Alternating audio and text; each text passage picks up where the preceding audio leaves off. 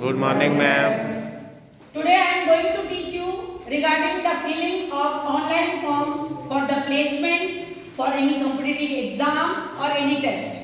आज मैं आप लोगों को ये बताने वाली हूँ कि आप कोई भी ऑनलाइन फॉर्म को कैसे फिलअप करेंगे।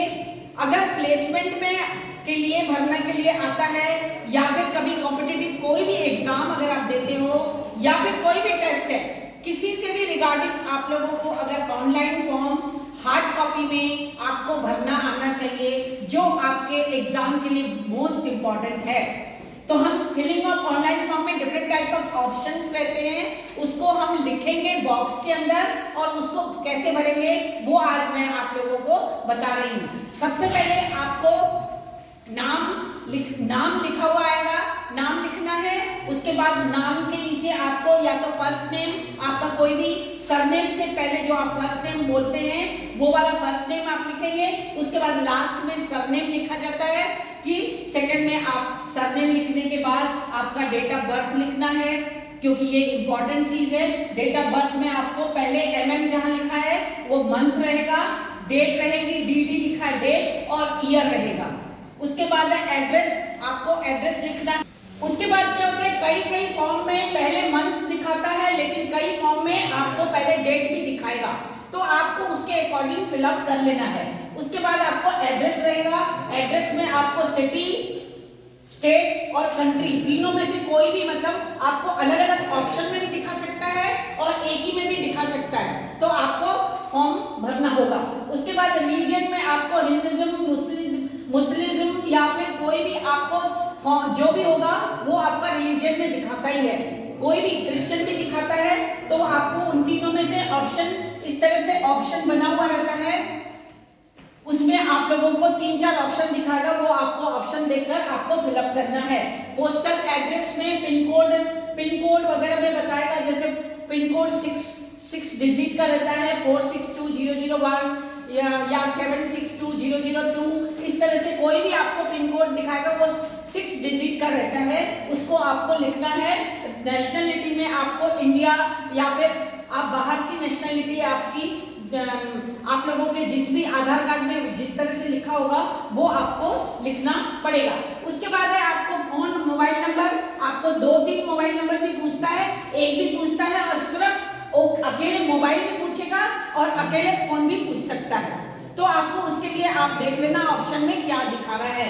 तो आप इस तरह से 10 डिजिट का या अगर बाहर के हैं तो उसमें 2 डिजिट पहले से और लग जाते हैं, वो आप सब चीजें ध्यान से देखकर ऑनलाइन फॉर्म को भरना है। लेकिन आपको लिखना इसी तरह से है, क्योंकि एग्जाम में आपको लिखने के लिए आएगा, तो आप इस तरह से 1 बाय 1 आपको सिस्टमेटिक तरीके से लिखना है। ईमेल में आपको जो भी जीमेल में है, आपको जो भी ईमेल है आपका वो लिख लीजिए। उसके बाद आपको जेंडर में मेल फीमेल दिखाएगा, वो आप पे टिक लगाना है। उसके बाद एजुकेशनल क्वालिफिकेशन में आपको 10+2 डिप्लोमा, और अगर आपने ग्रेजुएशन कर लिया है तो ग्रेजुएशन का भी दिखाता है, ठीक है ना।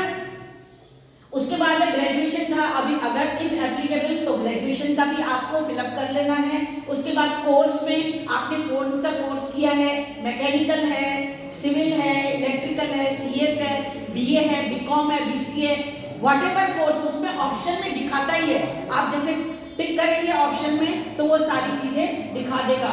इंस्टीट्यूट, आपने कौन से इंस्टीट्यूट से किया है, किसी भी जगह से, मैंने यहाँ पे आपके इंस्टीट्यूट का नाम लिखा है, आपका इंस्टीट्यूट का आपको लिखना पड़ेगा।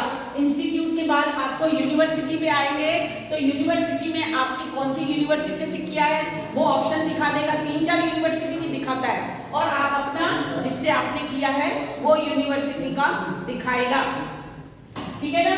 अब ईयर ऑफ पासिंग में आपको, ईयर ऑफ पासिंग में आपका कौन सा ईयर ऑफ पासिंग में आपने अगर ग्रेजुएशन कर लिया है तो ग्रेजुएशन का ईयर ऑफ पासिंग लिख लीजिए, और परसेंटेज आपके कितने हुए वो परसेंटेज का भी लिख लीजिए। उसके बाद सेंड या सबमिट में से दोनों में से कोई भी ऑप्शन दिखा सकता है, उसको टिक कर लीजिए। अब ये सारी चीजें आपकी मतलब पूरे ऑप्शन दिखाएगा, उसके अकॉर्डिंग भरना है।